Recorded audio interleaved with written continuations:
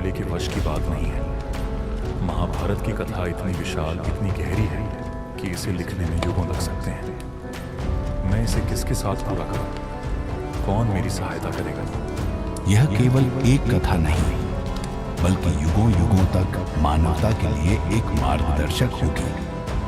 इस कार्य के लिए तुम्हें एक दिव्य सहायक की आवश्यकता है। लेकिन देवताओं में कौन इस कार्य में मेरा साथ देगा?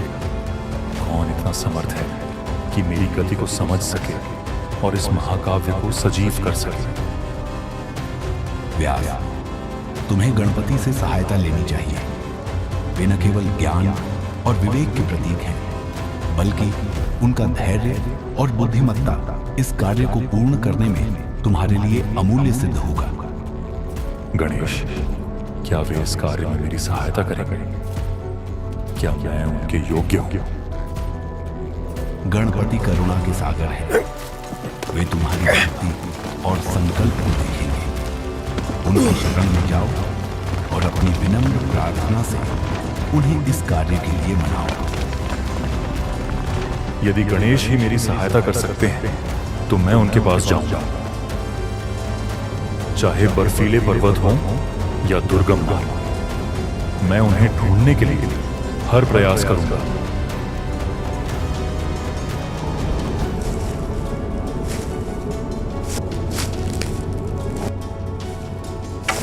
आओ व्यास, मैं तुम्हारी प्रतीक्षा कर रहा था। प्रभु गणेश, आपको मेरा सादर प्रणाम। मुझे महाभारत जैसे महान ग्रंथ को लिखने का कार्य सौंपा गया है, लेकिन यह अकेले मेरे बस का नहीं। मैं आपकी सहायता के लिए आया हूं। व्यास, तुम्हारी भक्ति और ज्ञान ने स्वर्ग तक को प्रभावित किया है। मैं तुम्हारी सहायता करूंगा, लेकिन मेरी एक शर्त है। कृपया बताइए प्रभु, आपकी क्या शर्त है? मैं बिना रुके लिखूंगा, लेकिन तुम्हें बिना झिझक और बिना रुके कथा सुनानी होगी। यदि तुम रुके तो मैं लिखना बंद कर दूंगा। यह उचित है प्रभु, लेकिन मेरी भी एक विनती है। यह कथा केवल वर्तमान के लिए नहीं है, यह आने वाले युगों के लिए भी है। इसकी गहराई और अर्थ कभी खोना नहीं चाहिए। इसलिए मैं कुछ श्लोक जटिल रहा। आप उन्हें तभी लिखें जब आप उनका अर्थ समझ लें। बहुत चतुर हो तुम व्यास।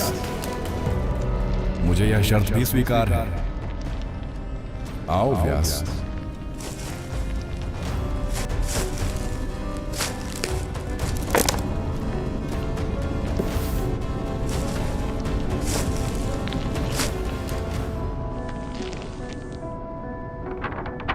कथा आरंभ करो व्यास।